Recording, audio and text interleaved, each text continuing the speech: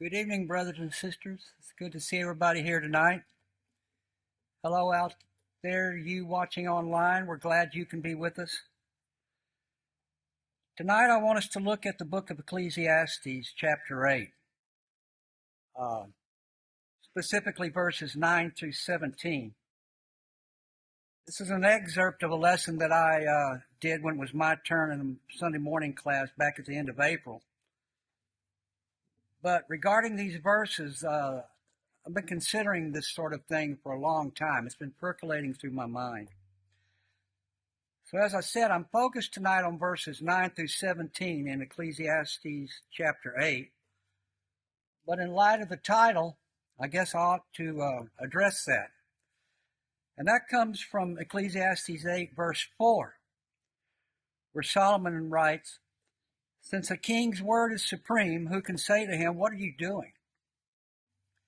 Now, these first 8 verses here in Ecclesiastes are in regards to wisdom, the wise man, and how it is essential for wisdom to understand situations and how to deal with them, including when you approach the king and ask him, "What are you doing?" or if you should not and remain silent.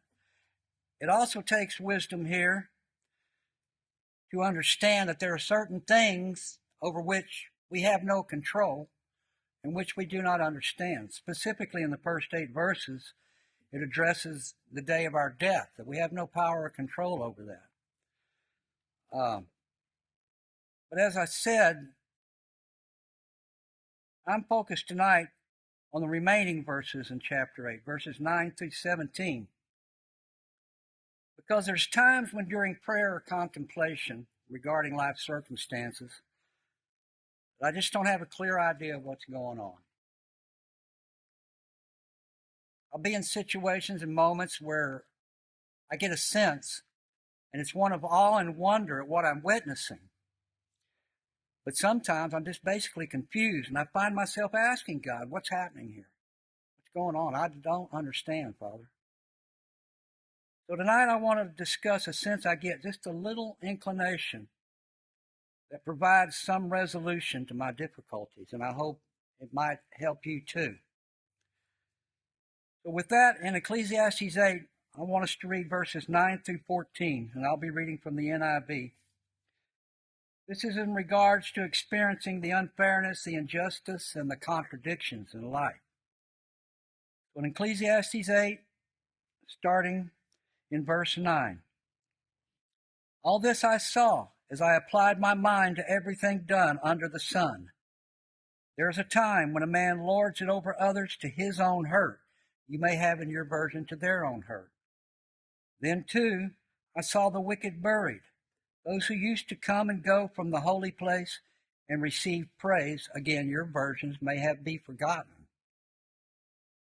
"Who come and go from the holy place and receive praise, be forgotten in the city where they did this. This, too, is meaningless."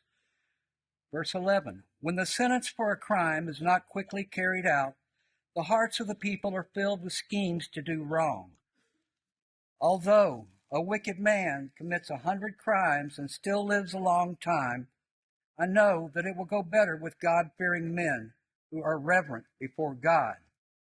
Yet because the wicked do not fear God, it will not go well with them, and their days will not lengthen like a shadow. There is something else meaningless that occurs on earth.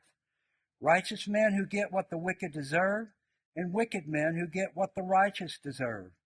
This, too, I say, is meaningless." 3 times here in these verses, Solomon addresses the meaningless, the vanity, the futility of life circumstances. And in verse 14, it actually bookends to his observation on the righteous and the wicked. As I said in verse 9, some versions, "when man lords it over others to his own hurt," some versions have "to their own hurt," and some versions have "one lords it, has authority over another man to his hurt," which could be either the one in authority or the subject. But in all interpretations, everybody's affected in a bad way. So I have to consider and ask myself, is it possible that these evil actions by rulers are due to the ruler's frustration that deep down inside they realize that they don't control anything. You ever hear that saying, misery loves company? Yeah. Do we consider that we ourselves sometimes are guilty of taking out our frustrations on others in the same manner? There's a word for this. It's used by psychologists, therapists, those in the mental field. And that word is displacement. Here's what Google AI says about it. Artificial intelligence, which is an oxymoron, but still. In psychology, displacement refers to a defense mechanism where individuals redirect intense emotions, especially anger or anxiety, onto a less threatening target, rather than the actual source of the emotion. Read it again. A defense mechanism where individuals redirect intense emotions, especially anger or anxiety, onto a less threatening target rather than the actual source of the emotion. So as I said, I know I'm guilty of doing that. I have been in my life. But we have that origin story of that. The first one to ever do such a thing. That's Satan. Satan is the most egregious example of this displacement, of one lording it over another to their hurt. Because Satan has been and still is venting his impotent rage by corrupting the less powerful, trying to corrupt us, which is why it's essential that we rely on the power of Christ and not on ourselves. In verse 10, I read that we have the wicked buried, who used to come and go from the holy place. And as I mentioned, you may have received praise and you may have be forgotten in the city where they did this. Well, that's not a contradiction, regardless of the two interpretations. If it's receiving praise, it's because appearances can be deceiving, okay? The wicked are receiving praise of men in spite of their sinfulness. And if it's forgotten, it's not that they are forgotten themselves. Solomon has addressed this before. In Ecclesiastes chapter 1, verse 11, he speaks of forgotten things, former things and people. He says in Ecclesiastes 1:11, there is no remembrance of men of old, and even those who are yet to come will not be remembered by those who follow. It's not the situation here in verse 10 of chapter 8. It's others choosing to ignore, to forget, to overlook the sins of the wicked in daily living in the city, though they all worship together. Paul had the same situation in the New Testament, the church at Corinth. In 1 Corinthians chapter 5, verses 1 and 2, Paul was addressing a situation of adultery, and he wrote this: it is actually reported that there is sexual immorality among you, and of a kind that does not occur even among the pagans. A man has his father's wife, and you are proud. Shouldn't you rather have been filled with grief and have put out of your fellowship the man who did this? So as Solomon has talked about, the wicked going into the city and receiving praise, or their sins, their wickedness being overlooked, how it's meaningless in verse 10, the same thing that Paul addresses. And that's not that history is forgotten and doomed to be repeated. It's flat out hypocrisy, okay? Which is what Solomon and Paul were addressing. So that brings us to the verses 11 through 14 that I read, where that justice that is postponed leads to accumulating injustice and increasing sinfulness. Now that's man's justice postponed. That is not God's justice postponed. I will speak to that in a moment or two. But right now we're talking of mankind, as Solomon has. Again, the unity of the Old Testament and the New Testament. The same message over and over, one message all the way through. We have Psalm 73, a psalm of Asaph, verses 3 through 11. Asaph speaks to the wicked and the arrogant. In Psalm 73, here's what he writes, verses 3 through 11. For I envied the arrogant when I saw the prosperity of the wicked. They have no struggles. Their bodies are healthy and strong. They are free from common human burdens. They are not plagued by human ills. Therefore, pride is their necklace. They clothe themselves with violence. From their callous hearts comes iniquity. The evil conceits of their minds knows no limits. They scoff and speak with malice. In their arrogance, they threaten oppression. Same thing Solomon was saying. Their mouths lay claim to heaven, and their tongues take possession of the earth. Therefore, their people turn to them and drink up waters in abundance. Again, the same thing Solomon said. They say, how would God know? Does the Most High have knowledge? So Asaph rips into it. Really good here. And Peter does the same in the New Testament in 2 Peter chapter 3, verses 3 through 7. Now, Peter's writing to the Christians throughout Asia Minor here, both Jew and Gentile, so that includes us. And in 2 Peter chapter 3, starting with verse 3, Peter writes this. First of all, you must understand that in the last days scoffers will come, scoffing and following their own evil desires. They will say, where is this coming he promised? Ever since our fathers died, everything goes on as it has since the beginning of creation. But they deliberately forget that long ago, by God's word, the heavens existed and the earth was formed out of water and by water. By these waters also, the world of that time was deluged and destroyed. By the same word, the present heavens and earth are reserved for fire, being kept for the day of judgment and destruction of ungodly men. Peter, Asaph, Solomon pointing out, multiplying sinfulness and injustice, accusing the powerful. What are you doing?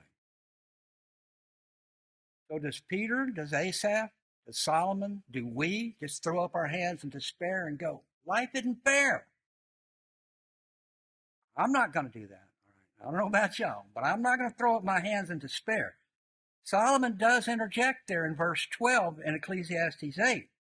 He writes, it will go better with God-fearing men. Asaph, in the same Psalm 73, after this tearing up the wicked, in verses 23 and 24, he remembers that. You, God, hold me by my right hand. You guide me with your counsel. And as I was saying when I first got to this section here, that it is not God's justice that's been postponed or ignored, but mankind's. Here's what Peter reminds us in 2 Peter chapter 3, verse 9. The Lord is not slow in keeping his promise. He is patient, not wanting anyone to perish. I'm now going to use some reference text that's not from the Bible, but it does point to the harmony of God's purpose in all aspects of our lives, here particularly in mine. But it so happened that it was way back a long, long time ago, back in March, that I was preparing a study for my turn on Ecclesiastes chapter 5. And I was surrounded by all my study guides and my paper and my notes and my pens. My son came walking through, and praise God, he has begun to read the Bible. It's a long journey, salvation, but the seed's planted. And like me, Ecclesiastes really speaks to him, And we began to discuss Ecclesiastes. And he loaned me a book that he thought might interest me, which was about the apparent meaninglessness of life, which Solomon addresses extensively throughout Ecclesiastes, and as I pointed out 3 times here.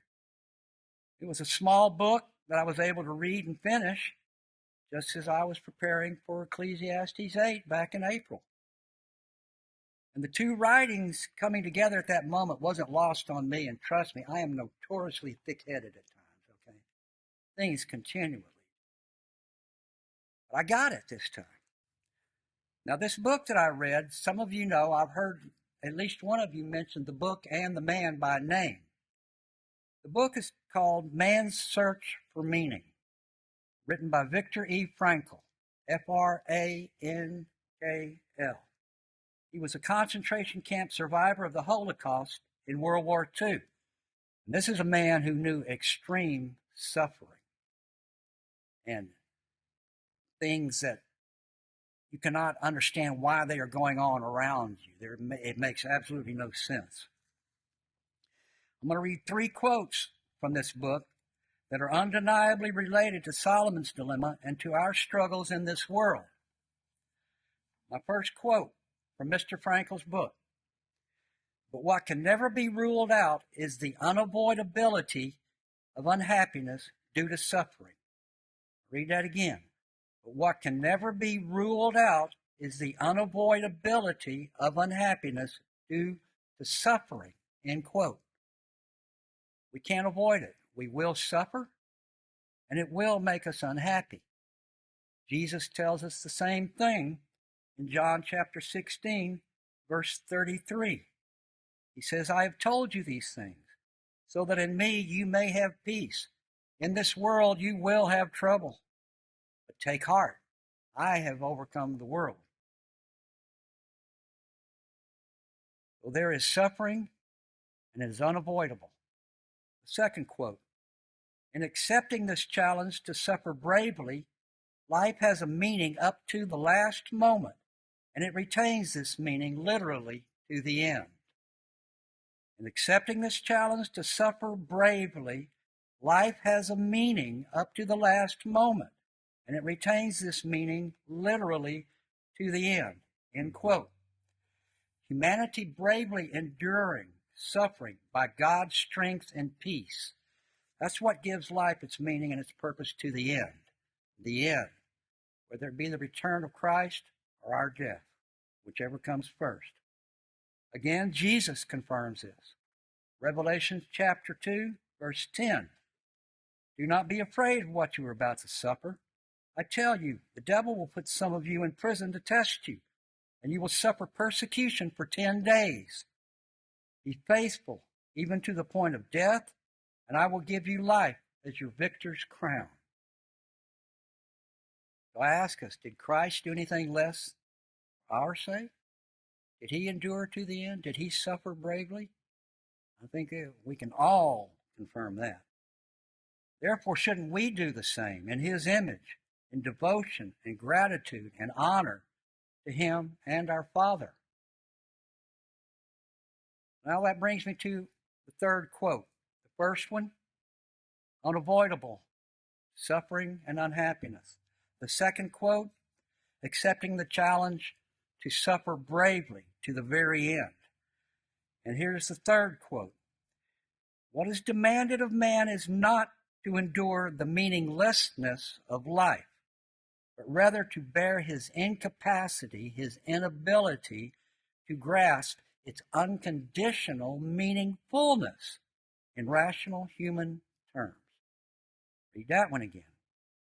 What is demanded of man is not to endure the meaninglessness of life, but rather to bear his inability to understand its unconditional meaningfulness in human terms. End quote. We need to realize life is not meaningless, regardless of what we see and what we think. We must realize that we are unable to comprehend with our limited human minds that life has an unconditional meaningfulness, a meaningfulness that is not dependent on our understanding or even our acceptance. It is established by God from before creation. It is an absolute reality.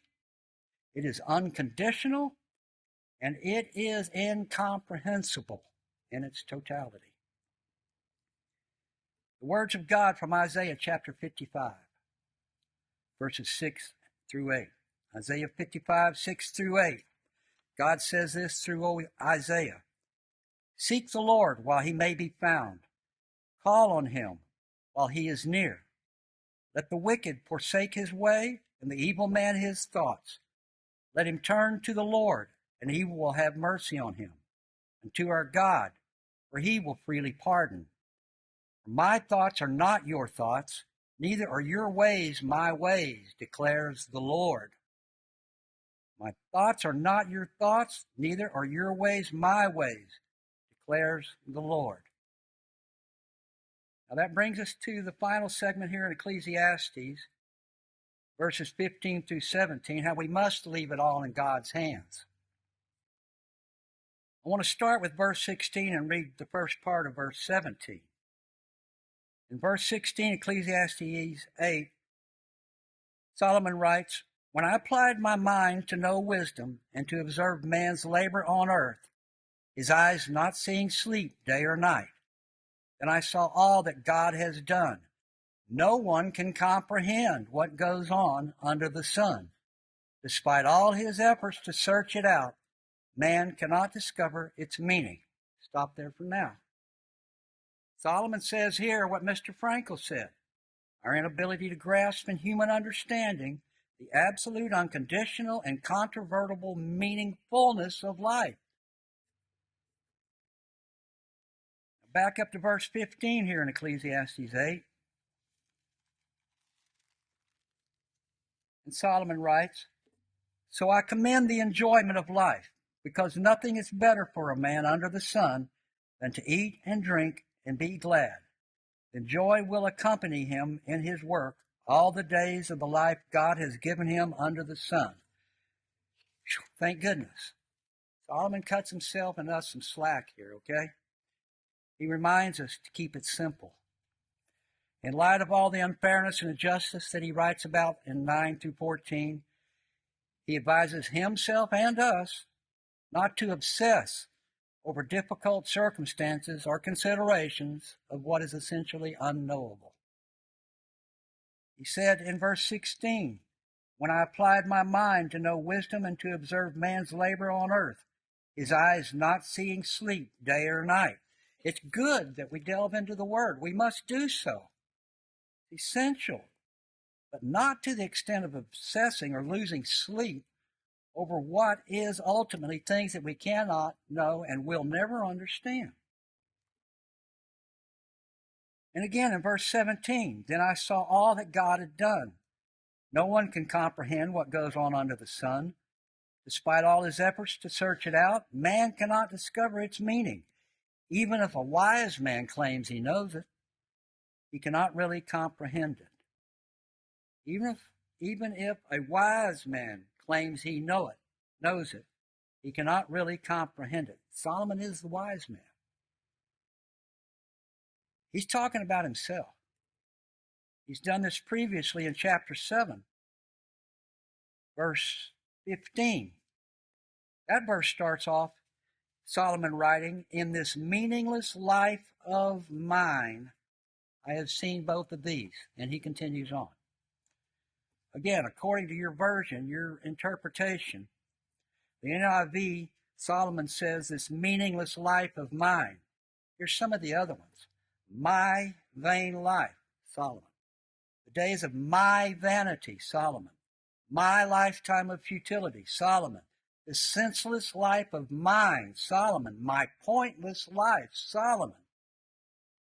He's talking about himself. The wise man cannot comprehend it, even if he claims to. Does this diminish, does this take away Solomon's wisdom, which is a gift from God? I say never. What I do think, we know Ecclesiastes. We know it compared to Proverbs, how Ecclesiastes came later in his life. Proverbs full of wisdom. We know what we know about Solomon from the book of the Kings, his life. I think here, Solomon's reaching a new level of wisdom, the ultimate level, recognizing his own all too human limitations. I believe this is Solomon returning to truly humbling himself before God. So what is God doing? Well, I gratefully acknowledge and I humbly accept that he's doing more than I will ever understand or even imagine. I may still go to, I don't know what's going on here, Father. but I accept it. God's the only true Father I have ever had. Every day I pray to Him, and we have a continuous running conversation throughout the day. I don't hear voices, okay? So don't freak out.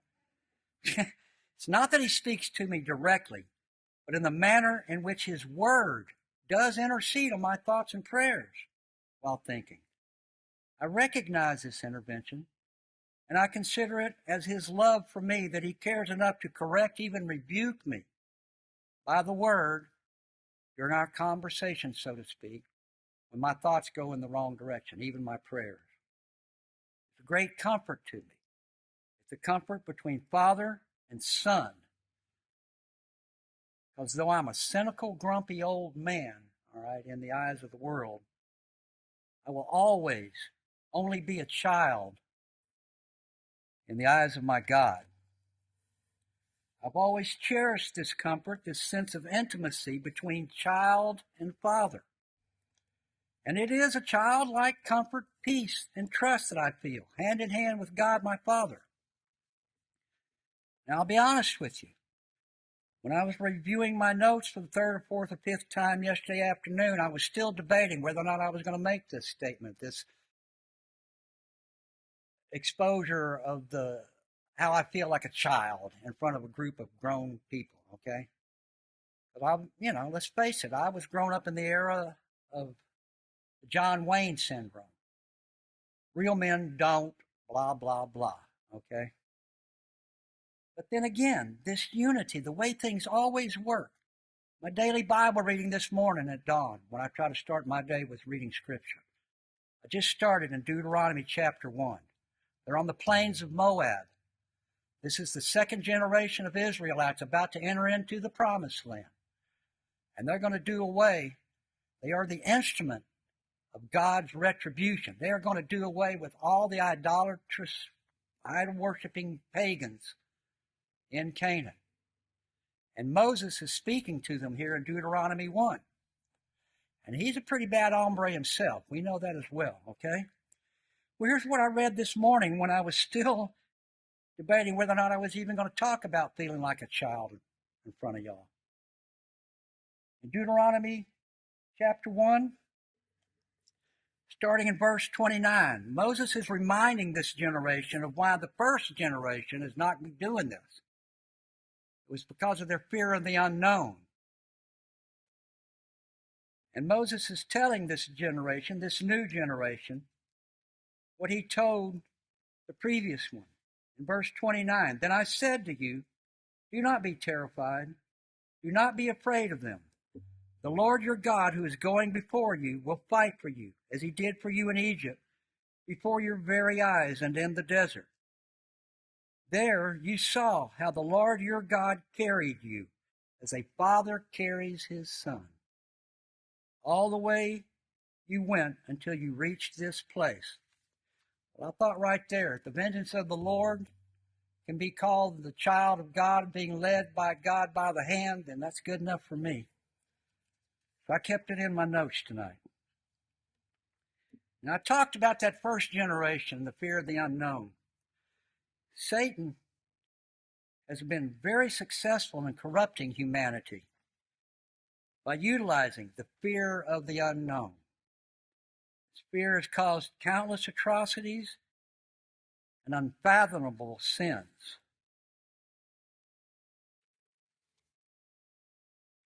But what happens if we do not have a fear of the unknown? What happens if we have an awe of the unknown, to which Solomon speaks? That's what this has been going through my head for a while is about tonight, this part here, about Ecclesiastes and things that are unknowable about God. It is not about the peace and the comfort and the trust of God, my Father, of me as a child, which has carried me throughout my life. This is the peace and the comfort and the trust in an awe-inspiring God who I cannot comprehend. and I can accept that. This is El Shaddai, God Almighty. This is Yahweh. I am that I am. I can't wrap my head around that. This is the omnipotent God, the all-powerful God, the God who gives life to the dead and calls things that are not as though they were. Romans 4:12. All-powerful. He gives life to the dead and calls into being things that are not as though they were. This is the omniscient God, the all-knowing God, the God who knows everything from before creation to after creation and every iota of every detail in between. And this is the omnipresent God, the God who is everywhere, all at once, at all time, and outside of time and eternity. This is the God who is in all things and in whom all things are. This is the God of an unconditional meaningfulness. It is a separate peace that I get from being a child of God, but it is welcomed and it is comforting.